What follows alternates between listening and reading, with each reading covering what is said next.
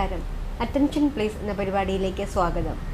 ഗർഭധാരണവും പ്രസവവും എന്ന വിഷയത്തെപ്പറ്റി ഇപ്പോൾ നമ്മളോട് സംസാരിക്കാൻ എത്തിയിരിക്കുന്നത് വിജയലക്ഷ്മി മെഡിക്കൽ സെൻ്ററിലെ ഗൈനക്കോളജിസ്റ്റായ ഡോക്ടർ രാജലക്ഷ്മിയാണ്.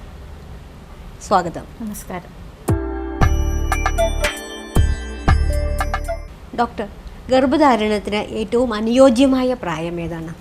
ഗർഭധാരണത്തിന് ഏറ്റവും അനുയോജ്യമായ പ്രായം എന്ന് പറയുന്നത് 20-നും 30-നും ഇടയിലുള്ള പ്രായമാണ്. അതിൽ തന്നെ 20-നും 25 വയസ്സിനും ഇടയിലുള്ള പ്രായമാണ് ഏറ്റവും അഭികാമ്യം. എന്നാൽ ഇന്നത്തെ പെൺകുട്ടികൾ ഉന്നത വിദ്യാഭ്യാസത്തിനും തൊഴിലിനുമായി വിവാഹവും ഗർഭധാരണവും നീക്കിവെക്കുന്ന ഒരു പ്രവണതയാണ് നമ്മൾ കണ്ടുവരുന്നത്. വൈകി ഗർഭം ധരിക്കുന്നത് കൊണ്ട് എന്തെല്ലാം പ്രശ്നങ്ങൾ ഉണ്ടാകാം? സ്ത്രീകളിൽ പ്രായം കൂടുന്തോറും ഗർഭധാരണം നടക്കാൻ തന്നെ ബുദ്ധിമുട്ടുണ്ടാകുന്നതായി കാണാറുണ്ട്. അതുകൊണ്ട് തന്നെ ഇന്നത്തെ സ്ഥിതിയിൽ സ്ത്രീവന്ധ്യത വളരെ കോമണായി കാണുന്ന ഒരു പ്രശ്നമാണ്. ഗർഭം ധരിച്ചാൽ തന്നെ ഗർഭസംബന്ധമായി ഉണ്ടാകുന്ന പ്രമേഹം, രക്താതിസമ്മർദ്ദം എന്നീ അസുഖങ്ങൾ പ്രായം കൂടുന്തോറും കൂടുതലായി കണ്ടുവരുന്നു. അതുപോലെ ഗർഭാശയത്തെ ബാധിക്കുന്ന ഫൈബ്രോയിഡ്, എഡിനോമയോസിസ് എന്നീ രോഗങ്ങളും പ്രായം കൂടുന്തോറും കൂടുതലാണ്. ഇതുമൂലം ഗർഭം ധരിക്കാനും ഗർഭം ധരിച്ചാൽ തന്നെ അലസിപ്പോകാനുള്ള സാധ്യതയും കൂടുന്നു. മാത്രമല്ല പലപ്പോഴും ഈ ഫൈബ്രോയിഡ് മുഴകളും മറ്റും സുഖപ്രസവത്തിന് ഉള്ള സാധ്യത കുറയ്ക്കുകയും ചെയ്യുന്നതായി കാണാറുണ്ട്.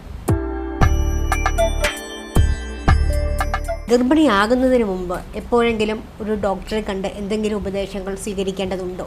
ഗർഭിണിയാകാൻ തയ്യാറെടുക്കുന്ന അവസ്ഥയിൽ തന്നെ ഒരു ഗൈനക്കോളജിസ്റ്റിനെ കണ്ട് പ്രീ കൺസെപ്ഷണൽ കൗൺസിലിങ്ങിന് പോകേണ്ടത് വളരെ നല്ല ഒരു പ്രവണതയാണ്. ഈ സമയത്ത് ഗർഭിണിയാകുമ്പോൾ ശ്രദ്ധിക്കേണ്ട വിഷയങ്ങളെക്കുറിച്ച് നമുക്ക് ഡോക്ടറുമായി വിശദമായി ചർച്ച ചെയ്യാവുന്നതാണ്. ഗർഭിണിയാകാൻ ആഗ്രഹിക്കുന്ന ഒരു സ്ത്രീ ആദ്യമായി ചെയ്യേണ്ടത് ഫോളിക് ആസിഡ് എന്ന ടാബ്ലറ്റ് സ്റ്റാർട്ട് ചെയ്യുകയാണ്. ഇതിനെ പ്രീ കൺസെപ്ഷണൽ വൈറ്റമിൻ എന്നാണ് പറയുന്നത്. കുട്ടികളിൽ കണ്ടുവരുന്ന നട്ടലിനുണ്ടാകുന്ന ന്യൂറൽ ട്യൂബ് ഡിഫക്റ്റ് എന്നീ അസുഖങ്ങൾ പരിഹരിക്കാൻ ഇത് വളരെയധികം സഹായകമാണ്. മാത്രമല്ല പ്രമേഹം, രക്താതിസമ്മർദ്ദം, തൈറോയ്ഡ് സംബന്ധമായ അസുഖങ്ങൾ എന്നിവ ഉള്ള സ്ത്രീകൾ ഇവയെല്ലാം പരിപൂർണ നിയന്ത്രണത്തിലെത്തിയതിന് ശേഷം മാത്രം ഗർഭം ധരിക്കാൻ ശ്രമിക്കുന്നതായിരിക്കും വളരെ. ഗർഭിണിയാണ് എന്ന് അറിഞ്ഞു കഴിഞ്ഞാൽ എപ്പോഴാണ് ഡോക്ടറെ കാണേണ്ടത്? ഗർഭിണിയാണ് എന്ന് കൺഫേം ചെയ്തു കഴിഞ്ഞാൽ ഉടനെ തന്നെ നിങ്ങളുടെ ഗൈനക്കോളജിസ്റ്റിനെ ചെന്ന് കാണുന്നതാണ് നല്ലത്. ആ സമയത്ത് അവർ നിങ്ങളുടെ വെയിറ്റ്, ബ്ലഡ് പ്രഷർ എന്നിവ നോക്കുകയും ആവശ്യമായ ബ്ലഡ് ആൻഡ് യൂറിൻ ടെസ്റ്റുകൾ ചെയ്യിപ്പിക്കുകയും ചെയ്യും. മാത്രമല്ല നിങ്ങൾ ഓൾറെഡി ഫോളിക് ആസിഡ് കഴിച്ചു തുടങ്ങാത്ത ഒരു വ്യക്തിയാണെങ്കിൽ എത്രയും പെട്ടെന്ന് തന്നെ അത് സ്റ്റാർട്ട് ചെയ്യേണ്ടതുമാകുന്നു. ഗർഭിണിയാണ് എന്ന് അറിഞ്ഞു കഴിഞ്ഞാൽ പേഷ്യൻസ് സ്കാൻ എന്ന് പറയുന്നുണ്ട്. എപ്പോഴാണ് ആദ്യത്തെ സ്കാൻ ചെയ്യേണ്ടത്? സാധാരണഗതിയിൽ വേറെ ബുദ്ധിമുട്ടുകളൊന്നുമില്ലാത്ത സ്ത്രീയാണെങ്കിൽ അവസാനത്തെ പീരിയഡ്സ് സ്റ്റാർട്ട് ചെയ്ത ദിവസത്തിൽ നിന്ന് ഏകദേശം 8 ആഴ്ച കഴിഞ്ഞാണ് നമ്മൾ ആദ്യത്തെ സ്കാൻ ചെയ്യുന്നത്. ഇതിനെ ഡേറ്റിംഗ് സ്കാൻ എന്ന് പറയുന്നു. ഈ സമയത്ത് ചെയ്യുന്ന സ്കാനിൽ നിന്ന് കുഞ്ഞിന് എത്രത്തോളം വളർച്ച എത്തിയെന്നും പ്രസവ തീയതി എന്ന് ആണ് എന്നുള്ളതിനെക്കുറിച്ചും ഒരു വളരെ ആക്യുറേറ്റ് ആയ ഒരു ഐഡിയ നമുക്ക് കിട്ടും. പിന്നീടുള്ള സ്കാനുകളിൽ നിന്ന് നമുക്ക് പ്രസവ തീയതി ഒരിക്കലും കണക്കാക്കാൻ പറ്റുകയില്ല. മാത്രമല്ല ഗർഭാശയ സംബന്ധമായും അണ്ഡാശയ സംബന്ധമായും ഉള്ള മുഴകളോ മറ്റു അസുഖങ്ങളോ കണ്ടുപിടിക്കാനും ഏറ്റവും നല്ല സമയം ഏർലി പ്രഗ്നൻസിയാണ്. അതുപോലെ എത്ര നേരത്തെ നമുക്ക് ഒരു കുഞ്ഞിനെ സ്കാനിൽ കാണാൻ പറ്റും? കുഞ്ഞിൻ്റെ ഹാർട്ട് ബീറ്റ് കാണുക എന്നുള്ളതാണെങ്കിൽ 6 ആഴ്ചയിലാണ്, അതായത് അവസാനത്തെ പീരീഡ്സിന് തൊട്ടുള്ള സമയത്ത് നിന്ന് 6 ആഴ്ചയാകുമ്പോഴാണ് നമ്മൾ കാർഡിയാക് ആക്ടിവിറ്റി ആദ്യമായി സ്കാനിൽ കാണുന്നത്. അതിനു മുന്നേ തന്നെ ഫീറ്റൽ പോൾ അഥവാ കുഞ്ഞിൻ്റെ പാർട്ടുകൾ രൂപപ്പെടാൻ തുടങ്ങും. 5 ആഴ്ച ആവുന്നതോടുകൂടി തന്നെ ജസ്റ്റേഷണൽ സാക്ക്, അതാണ് ആദ്യത്തെ സൈൻ, അത് കണ്ടു തുടങ്ങുന്നതാണ്. എന്തൊക്കെ ബ്ലഡ് ടെസ്റ്റുകളാണ് ഗർഭിണിയായിരിക്കുന്ന ഒരു സ്ത്രീ ആദ്യമായി ചെയ്യേണ്ടത്? ഗർഭിണിയാണ് എന്നറിഞ്ഞാൽ ഉടനെ തന്നെ നമ്മൾ റുട്ടീനായി ചെയ്യേണ്ട പല ബ്ലഡ് ആൻഡ് യൂറിൻ ടെസ്റ്റുകളുണ്ട്. അതിൽ പ്രധാനപ്പെട്ടതാണ് കംപ്ലീറ്റ് ബ്ലഡ് കൗണ്ട്, അതായത് haemoglobin, plated count, total count എന്നിവ അടങ്ങുന്ന കംപ്ലീറ്റ് ബ്ലഡ് കൗണ്ട്, ഷുഗർ ഉണ്ടോ എന്നറിയുന്നതിന് വേണ്ടിയിട്ട് ഉള്ള ടെസ്റ്റുകൾ, അതുപോലെ blood group RH typing, blood group നെഗറ്റീവായ സ്ത്രീകളിൽ പ്രത്യേകിച്ചും ICT അഥവാ ഇൻഡയറക്റ്റ് കൂംസ് ടെസ്റ്റ് എന്ന് പറയുന്ന ടെസ്റ്റും ചെയ്യണം. യൂറിൻ റുട്ടീൻ എക്സാമിനേഷനും ഇൻഫെക്ഷൻ ഉണ്ടോ എന്നറിയുന്നതിന് വേണ്ടിയാണ് യൂറിൻ കൾച്ചറും ചെയ്യണം. അതുപോലെ തൈറോയിഡിൻ്റെ ടെസ്റ്റുകൾ, തൈറോയിഡിന് ബാധിക്കുന്ന അസുഖങ്ങൾ കുഞ്ഞിൻ്റെ ബുദ്ധി വളർച്ചയെ കാര്യമായി സ്വാധീനിക്കുന്നതിനാൽ തൈറോയിഡ് അസുഖമുണ്ടോ എന്ന് നോക്കുന്നത് വളരെ അത്യന്താപേക്ഷിതമാണ്. പിന്നെ ഇൻഫെക്ഷൻ സ്ക്രീനിങ്, അതായത് HIV, hepatitis B, hepatitis C, syphilis തുടങ്ങിയ അസുഖങ്ങൾ ഉണ്ടോ എന്നറിയുന്നതിനുള്ള ഇൻഫെക്ഷൻ സ്ക്രീനിങ് പാനലും നമ്മൾ എല്ലാവർക്കും റുട്ടീനായി ചെയ്യുന്നു. അതുപോലെ ഡോക്ടർ രാജലക്ഷ്മി, ഗർഭിണിയായിരിക്കുന്ന ഒരു സ്ത്രീ യാത്രകൾ ചെയ്യാൻ പാടുണ്ടോ എന്ന് എപ്പോഴും നമ്മളോടൊന്ന് ചോദിക്കാറുണ്ട്. അതിനെപ്പറ്റി ഡോക്ടറുടെ അഭിപ്രായം എന്താണ്? ഗർഭിണിയാണ് എന്നതുകൊണ്ട് മാത്രം യാത്രകൾ ഒഴിവാക്കേണ്ട ഒരാവശ്യവും ഉണ്ടെന്ന് തോന്നുന്നില്ല. ബസ് മാർഗമായാലും കാൽനടയായാലും വിമാനത്തിലൂടെയോ ട്രെയിനിലൂടെയാണെങ്കിലും ഈവൻ കടൽ മാർഗവും സഞ്ചരിക്കാവുന്നതാണ്. പക്ഷേ ദീർഘദൂര യാത്രകൾക്ക് പോകുന്നതിന് മുന്നേ എപ്പോഴും നിങ്ങൾ നിങ്ങളുടെ ഡോക്ടറെ കണ്ട് ഒരു അഭിപ്രായം തേടുന്നത് നല്ലതാണ്. ഓരോ തരം യാത്രയ്ക്കും അതിൻ്റേതായ ഗുണങ്ങളും ദോഷങ്ങളുമുണ്ട്. എങ്കിലും ബസ് യാത്രയേക്കാളും ഗർഭിണികൾക്ക് കൂടുതൽ സൗകര്യപ്രദമായി സാധാരണയായി പറയാറുള്ളത് തീവണ്ടിയിലൂടെയുള്ള യാത്രയാണ്. കാരണം ഇടയ്ക്കിടയ്ക്ക് ഭക്ഷണം കഴിക്കാം, എഴുന്നേറ്റ് നടക്കാനുള്ള സൗകര്യമുണ്ട്, ബാത്റൂമിൽ പോകാനുള്ള സൗകര്യങ്ങൾ കിട്ടും, ഇടയ്ക്ക് റെസ്റ്റ് ചെയ്യണമെങ്കിൽ കിടക്കാനുള്ള സൗകര്യമുണ്ട്. അതുകൊണ്ട് തന്നെ തീവണ്ടി യാത്ര വളരെ അഭികാമ്യമാണ്. എന്നാൽ കാറിലോ ബസ്സിലോ യാത്ര ചെയ്യുന്നത് ഒരു കോൺട്രാ ഇൻഡിക്കേഷൻ ഒന്നുമല്ല. മാത്രമല്ല വിമാനമാർഗവും അവസാനത്തെ ഒരു മാസത്തിന് മുന്നുവരെ ഉള്ള സമയത്ത് നമുക്ക് വിമാനമാർഗവും സഞ്ചരിക്കാവുന്നതാണ്. അതുപോലെ വ്യായാമത്തെ പറ്റി, ഗർഭിണിയായിരിക്കുമ്പോൾ ചെയ്യേണ്ട വ്യായാമം, അതിനെപ്പറ്റി ഒന്ന് സംസാരിക്കാമോ? വേറെ ഗർഭസംബന്ധമായ പ്രത്യേകിച്ച് അസുഖങ്ങളൊന്നും ഇല്ലാത്ത സ്ത്രീകളാണെങ്കിൽ ചില ലഘു വ്യായാമ മുറകൾ വളരെ നല്ലതായിരിക്കും. ഇത് നമ്മുടെ മനസ്സിനെയും ശരീരത്തിനെയും ഊർജ്ജസ്വലമായി ഇരുത്താൻ സഹായിക്കുന്നതാണ്. മാത്രമല്ല സുഖപ്രസവത്തിനും ഇത് ഒരു പരിധിവരെ സഹായിക്കും. ഗർഭിണികൾക്കുണ്ടാകുന്ന ശ്വാസ തടസ്സം പോലെയുള്ള അസുഖങ്ങൾ, കിതപ്പ്, അതായത് കുറച്ച് നടക്കുമ്പോഴേക്കും പല രോഗികളും കിതപ്പ് അനുഭവപ്പെടുന്നു എന്ന് പറയാറുണ്ട്. ഇതിനെല്ലാം ബ്രീത്തിങ് എക്സസൈസ് ചെയ്യുന്നത് വളരെ നല്ലതാണ്. കൂടുതലായും ഈ ആസ്മയൊക്കെയുള്ള പേഷ്യൻസിനാണെങ്കിൽ ഗർഭം മുന്നോട്ട് പോകും തോറും ഈ ബ്രീത്തിങ് ബുദ്ധിമുട്ടുകൾ കൂടുതലായി കണ്ടുവരുന്നു. അവർ നേരത്തെ തന്നെ ഈ ബ്രീത്തിങ് എക്സസൈസുകൾ എല്ലാം ചെയ്യുന്നതും, അതുപോലെ പുറം വേദന വളരെ കോമൺ ആയ ഒരു സിംറ്റമാണ് പ്രഗ്നൻ്റ് ആയ ആളുകളിൽ. അതിനുവേണ്ടി ബാക്ക് മസിൽസിനും കാലിലെ മസിൽസുകൾക്കുമുള്ള എക്സസൈസ് എല്ലാം ചെയ്യുന്നത് വളരെ നല്ലതാണ്. എന്നാൽ എല്ലാവർക്കും ഈ എക്സസൈസ് ചെയ്യാൻ പറ്റുമോ എന്ന് ചോദിച്ചാൽ അത് എല്ലാവർക്കും യോജിച്ചതല്ല. ഓരോരുത്തരും അവനവന് അനുയോജ്യമായ രീതിയിലുള്ള വ്യായാമ മുറകൾ, നിങ്ങൾക്ക് അതിനെക്കുറിച്ച് വലിയ ഒരു അറിവ് ഇല്ല എങ്കിൽ ഒരു ഫിസിയോതെറാപ്പിസ്റ്റിനെ കണ്ട്, നിങ്ങളുടെ ഡോക്ടറെ സമീപിച്ചതിന് ശേഷം ഒരു ഫിസിയോതെറാപ്പിസ്റ്റിനെ കണ്ട് നിങ്ങൾക്ക് ആൻറ്റിനേറ്റൽ എക്സസൈസ് പഠിക്കാവുന്നതാണ്. എന്നാൽ പ്രീടേൺ ലേബർ, അതായത് നേരത്തെയുള്ള പ്രസവത്തിന് സാധ്യതയുള്ളവർ, മൾട്ടിപ്പിൾ പ്രഗ്നൻസി ഉള്ളവർ, രണ്ടാമത്തെയും മൂന്നാമത്തെയും ത്രൈമാസങ്ങളിൽ റിപ്പീറ്റഡായി ബ്ലീഡിങ് ഉള്ള ആളുകൾ, അതുപോലെ കാർഡിയാക് അസുഖങ്ങൾ, അതായത് ഹാർട്ടിന് അസുഖം, രക്താതിസമ്മർദ്ദം, കുഞ്ഞിന് വളർച്ചക്കുറവുള്ളവർ എന്നിവർ കഠിന വ്യായാമ മുറകൾ ഒഴിവാക്കുന്നതായിരിക്കും നല്ലത്. അതുപോലെ വ്യായാമം ചെയ്തു തുടങ്ങുമ്പോൾ നമുക്ക് പറ്റിയ രീതിയിലുള്ള തരത്തിൽ വേണം തുടങ്ങാൻ. അതായത് സ്ലോവായി തുടങ്ങുക, പതുക്കെ പതുക്കെ കൂട്ടി വരിക, അതായിരിക്കും ഏറ്റവും അഭികാമ്യം. നമുക്ക് നെഞ്ചുവേദന, വയറുവേദന ശ്വാസം മുട്ടൽ എന്നീ ബുദ്ധിമുട്ടുകൾ തോന്നുന്നുണ്ടെങ്കിൽ ഇടയിൽ റെസ്റ്റ് എടുത്ത് പിന്നീട് കണ്ടിന്യൂ ചെയ്യേണ്ടതാണ്. അതുപോലെ ഗർഭിണികളിലുണ്ടാകുന്ന പ്രമേഹ രോഗം, ജെസ്റ്റേഷണൽ ഡയബറ്റീസ്, ഇത് നമ്മുടെ നാട്ടിൽ എത്ര കോമൺ ആണ്? ഇന്നത്തെ നമ്മുടെ സ്ത്രീകളിൽ ഈ ജെസ്റ്റേഷണൽ ഡയബറ്റീസ് വളരെയധികം കോമൺ ആണ്.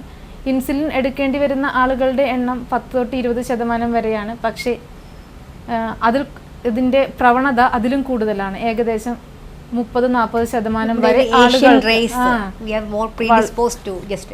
അതുകൊണ്ട് തന്നെ വളരെ കോമൺ ആണ്.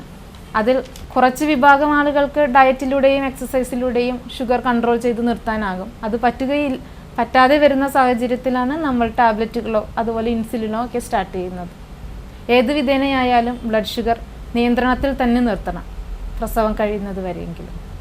അതുപോലെ സ്കാനുകളെ പറ്റി സംസാരിക്കുമ്പോൾ പല സ്ത്രീകളും നമ്മളോട് വന്ന് ചോദിക്കാറുണ്ട്, കൂടെയുള്ള ഈ സ്കാനുകൾ കുഞ്ഞിന് ദോഷം ചെയ്യുമോ? അതിനെപ്പറ്റി ഡോക്ടറുടെ അഭിപ്രായം എന്താണ്? നമ്മൾ സാധാരണയായി സ്കാൻ എന്ന് പറയുന്നത് അൾട്രാസൗണ്ട് സ്കാനാണ് നമ്മൾ ചെയ്യുന്നത്. ഇത് ഒരു തരത്തിലും എക്സ്റേ കിരണങ്ങളല്ല. അതുകൊണ്ട് തന്നെ അത് നിങ്ങളുടെ കുഞ്ഞിനെ ദോഷകരമായി ബാധിക്കുന്നതേ അല്ല. മാത്രമല്ല ഈ സ്കാനിലൂടെ മാത്രമാണ് പ്രത്യേകിച്ച് ആദ്യത്തെ സമയത്ത് കുഞ്ഞിന് വളർച്ചയുണ്ടോ, ബ്ലീഡിംഗ് ഉണ്ടെങ്കിൽ ഹാർട്ട് ബീറ്റൊക്കെ ഉണ്ടോ എന്നറിയുന്നത്. സ്കാനിങ്ങിലൂടെ അല്ലാതെ നമുക്ക് മറ്റൊരു മാർഗത്തിലൂടെയും കണ്ടുപിടിക്കാൻ പറ്റില്ല. അതുപോലെ ഭക്ഷണത്തെ പറ്റി പല സ്ത്രീകളും നമ്മളോട് ചോദിക്കാറ്, എന്തൊക്കെ ഭക്ഷണം കഴിക്കാം, എന്തൊക്കെ കഴിക്കാതിരിക്കണം? നമ്മുടെ പ്രായമായ ആളുകൾ, മുത്തശ്ശിമാരെല്ലാവരും പറയാറുണ്ട് ഗർഭിണിയായ ഒരു സ്ത്രീ 2 പേർക്കുള്ള ഭക്ഷണം കഴിക്കണം എന്ന്. ഇതൊരു തെറ്റായ ധാരണയാണ്.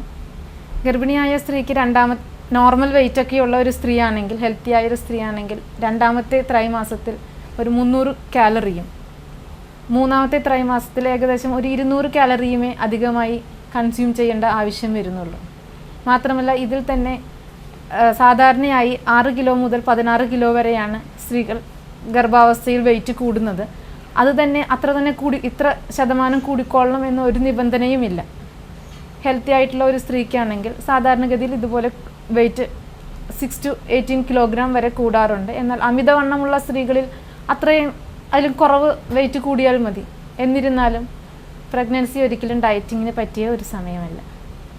കൂടുതലായി പോഷകങ്ങളുള്ള, അതായത് പ്രോട്ടീൻ കൂടുതലുള്ള ഫുഡുകൾ കഴിക്കാൻ ശ്രദ്ധിക്കുക. ഷുഗറോ ഡയബറ്റീസ് ഉള്ള ആളുകളാണെങ്കിൽ ഒരു ഡയറ്റീഷ്യനെ കണ്ട് ഒരു ഡയറ്റ് ചാർട്ട് വാങ്ങണം. കാരണം നമുക്ക് കംപ്ലീറ്റ് ഡയറ്റിംഗ് പട്ടിണി കിടക്കലൊന്നും പ്രഗ്നൻസിയിൽ ശരിയാകത്തില്ല. അപ്പോൾ ഇടയിലിടയിലായി ഷുഗർ കുറഞ്ഞു പോവാതെയും ശ്രദ്ധിച്ചുകൊണ്ട് വേണം അവർ മുന്നോട്ട് പോകാൻ.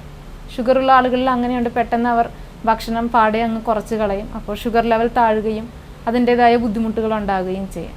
അപ്പോൾ അവർക്ക് അനുയോജ്യമായൊരു ഭക്ഷണ രീതി ഡയറ്റീഷ്യനെ കണ്ട് തീരുമാനിക്കുക. അതുപോലെ അമിതഭാരമുള്ളവർ അവരും പ്രഗ്നൻസിയിലാണെങ്കിലും ഒരു ഡയറ്റീഷ്യനെ കണ്ട് ഇതാകുന്നത് നല്ലതാണ്. അതുപോലെ മദ്യപാനം, പുകവലി എന്നിവ ഒഴിവാക്കണം. അതും ഇതിൽ പെടുന്ന ഒരു വിഷയമാണ്.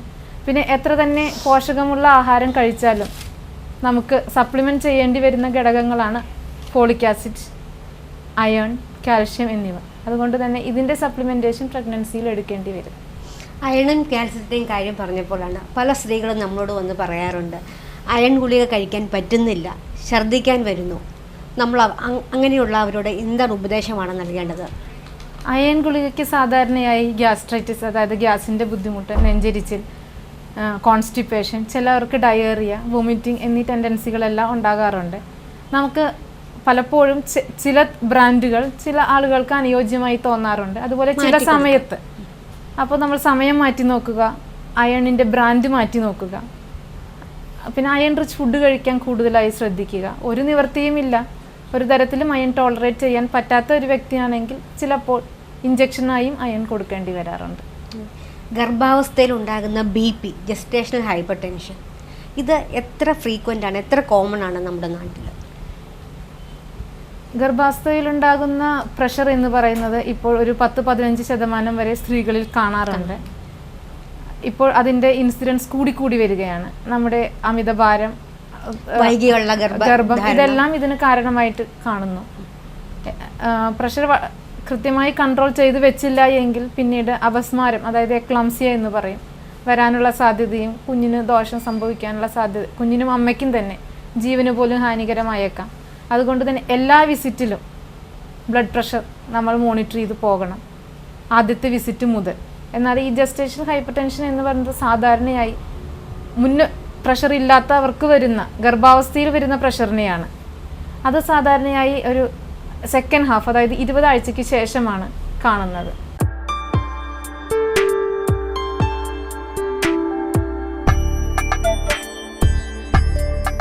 എത്ര ഫ്രീക്വൻ്റ് ആയിട്ടാണ് ഒരു ഗർഭിണി ഡോക്ടറെ കാണേണ്ടത്? എല്ലാ ഗർഭിണികൾക്കും കൃത്യമായി ഇന്ന കാലയളവിൽ ചെന്ന് ഡോക്ടറെ കാണണമെന്ന് പറയാൻ നമുക്ക് പറ്റത്തില്ല. വേറെ ഒരു കോംപ്ലിക്കേഷനും ഇല്ലാത്ത ഒരു സ്ത്രീ ആണെങ്കിൽ ആദ്യമായി നമ്മൾ പ്രഗ്നൻസി കൺഫേം ചെയ്യുമ്പോൾ നമ്മൾ ഡോക്ടറെ ചെന്ന് കാണും. അതിനുശേഷം ആദ്യത്തെ 28 വീക്സ് വരെ, അതായത് 7-ാം മാസം വരെ എല്ലാ മാസവുമാണ് നമ്മൾ ചെക്കപ്പ് നടത്തുന്നത്. 28 ആഴ്ച കഴിഞ്ഞാൽ പിന്നെ എല്ലാ 2 ആഴ്ച കൂടുമ്പോഴും 36 ആഴ്ച വരെയുള്ള സമയത്ത് എല്ലാ 2 വീക്സ് ഇൻ്റർവെല്ലിലും നമ്മൾ ഡോക്ടറെ പോയി കാണണം. കാരണം ആ സമയത്താണ് ഗർഭ സംബന്ധമായി രക്താതിസമ്മർദ്ദം, പ്രമേഹം എന്നിവയൊക്കെ വരാനുള്ള സാധ്യത കൂടുതൽ. അതുപോലെ കുഞ്ഞിനുള്ള വളർച്ച കുറവ്, വളർച്ച കൂടുതലെല്ലാം കണ്ടുപിടിക്കണം. അപ്പോൾ ആ സമയത്ത് 2 ആഴ്ച കൂടി ഇൻ്റർവെല്ലിൽ ചെന്ന് കാണണം. 36 ആഴ്ച കഴിഞ്ഞാൽ പിന്നെ എല്ലാ ആഴ്ചയും, ബുദ്ധിമുട്ടുകളൊന്നും ഇല്ലെങ്കിൽ തന്നെയും എല്ലാ ആഴ്ചയും നിങ്ങൾ ഡോക്ടറെ പോയി കാണണം. അതുപോലെ NT സ്കാൻ എന്ന് കേട്ടിട്ടുണ്ട്, അതെന്താണ്? NT സ്കാൻ അഥവാ ന്യൂക്ലിയർ ട്രാൻസ്ലൂസൻസി സ്കാൻ എന്ന് പറയുന്നത് 11 ആഴ്ചയ്ക്കും 14 ആഴ്ചയ്ക്കും ഇടയിലായി നമ്മൾ ചെയ്യുന്ന ഒരു സ്കാനാണ്. ഇപ്പോഴത് റുട്ടീനായി എല്ലായിടത്തും ചെയ്തു വരുന്നു. മുമ്പ് നമ്മൾ ഹൈ റിസ്ക് ആയിട്ടുള്ള പ്രഗ്നൻസികളിൽ മാത്രമാണ് ചെയ്തുകൊണ്ടിരുന്നത്. ന്യൂക്ലിയർ ട്രാൻസ്ലൂസൻസി എന്ന് പറയുന്നത് ബേബിയുടെ കഴുത്തിന് പുറകിൽ നമ്മൾ എടുക്കുന്ന ഒരു പാരാമീറ്റർ ആണ്. ഇത് ജനിതക വൈകല്യം, അതായത് ട്രൈസോമി, ഡൗൺ സിൻഡ്രോം എന്നൊക്കെ പറയുന്നതിനെ കുറിച്ച് ഒരു മാർക്കറാണ്. മാത്രമല്ല ഈ സമയത്ത് തന്നെ നമുക്ക് കുഞ്ഞിൻ്റെ സ്പൈനൽ കോഡ് എൻ്റയർ ലെങ്ത്തിൽ കാണാം. അതായത് neural tube defects, spina bifida പോലെയുള്ളത് അനോമലീസ് നമുക്ക് ഈ സ്കാനിൽ നമുക്ക് കണ്ടുപിടിക്കാനാകുന്നുണ്ട്. അതുപോലെ ഈ സമയത്ത് നമുക്ക് ഡബിൾ മാർക്കർ ടെസ്റ്റിംഗ് ചെയ്യാവുന്നതാണ്. അതായത് ഡൗൺ സിൻഡ്രോമിനുള്ള സ്ക്രീനിങ് ടെസ്റ്റ് ഈ സമയത്ത് ചെയ്തില്ല എങ്കിൽ നമുക്കത് 16-18 ആഴ്ചയുടെ ഇടയിലായി ട്രിപ്പിൾ സ്ക്രീനിങ് എന്ന് പറഞ്ഞ് ചെയ്യാം. ഈ ട്രിപ്പിൾ സ്ക്രീനെ പറ്റി കൂടുതലായി ഒന്ന് വിശദീകരിക്കാമോ? ട്രിപ്പിൾ സ്ക്രീനിങ് എന്ന് പറയുന്നത് കുഞ്ഞിനുണ്ടാകുന്ന ചില വൈകല്യങ്ങൾക്ക് വേണ്ടിയിട്ടുള്ള സ്ക്രീനിങ് ടെസ്റ്റാണ്.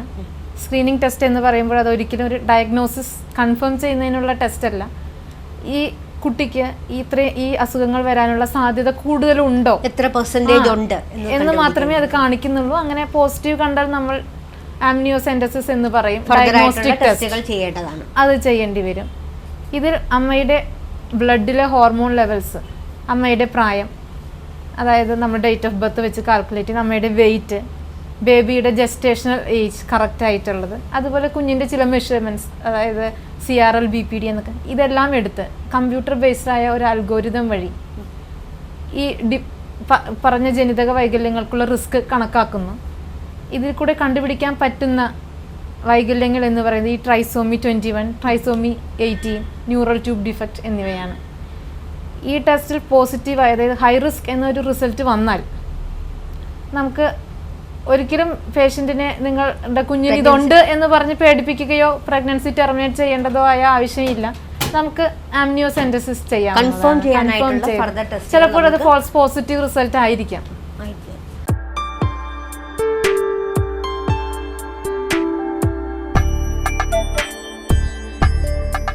5ാം മാസത്തിലെ സ്കാൻ, ഡീറ്റെയിൽഡ് അനോമലി സ്കാൻ, ഇതിൻ്റെ പ്രാധാന്യം എന്താണ്, ഒന്ന് വിശദീകരിക്കാമോ? 5ാം മാസത്തിലെ സ്കാൻ എന്ന് പറയുന്നത് നമ്മൾ 18 ആഴ്ചയ്ക്കും 20 ആഴ്ചയ്ക്കും ഇടയിലാണ് സാധാരണ ചെയ്യുന്നത്. ഇത് കുഞ്ഞിനുള്ള അംഗവൈകല്യങ്ങൾ, അതായത് തലച്ചോറിനുള്ള വൈകല്യങ്ങൾ, ഹാർട്ടിനുള്ള പ്രശ്നങ്ങൾ, കിഡ്നി തുടങ്ങിയ എല്ലാ ഓർഗൻസും ഈ സമയത്ത് ശരിയായ രൂപം പ്രാപിച്ചിരിക്കും. അപ്പോൾ ഇതിനൊക്കെയുള്ള വൈകല്യങ്ങൾ കണ്ടുപിടിക്കുന്നതിനുള്ള സ്കാനാണ് ഈ ഡീറ്റെയിൽഡ് അനോമലി സ്കാൻ അഥവാ 5ാം മാസത്തിലെ സ്കാൻ എന്ന് പറയുന്നത്. ഇത് കൃത്യമായി ഈ സമയത്ത് തന്നെ നമ്മുടെ നാട്ടിൽ ഇതിന്റെ ലിമിറ്റ് 20 വീക്സ് ആണ്. അതായത് എന്തെങ്കിലും കുഞ്ഞിന് വൈകല്യമുണ്ട് എന്ന് കണ്ടുപിടിച്ചാൽ അതിനെ അബോർഷൻ ആക്കണമെങ്കിൽ ലീഗൽ ലിമിറ്റ് 20 ആഴ്ചയാണ്. അതുകൊണ്ട് 20 ആഴ്ചക്കുള്ളിൽ തന്നെ ചെയ്യണം. എന്നാലും ഹാർട്ടിന്റെ ചില വൈകല്യങ്ങളൊക്കെ കുറച്ചുകൂടി നന്നായി കാണുന്നത് ഒരു 22 ആഴ്ചയിലായിരിക്കും. പക്ഷെ നമ്മുടെ ഗവൺമെന്റിന്റെ റൂൾ അനുസരിച്ച് നമുക്ക് 20 ആഴ്ച വരെ കുഞ്ഞിനെ പ്രഗ്നൻസി ടെർമിനേറ്റ് നമ്മുടെ ഒരു അഭിപ്രായം.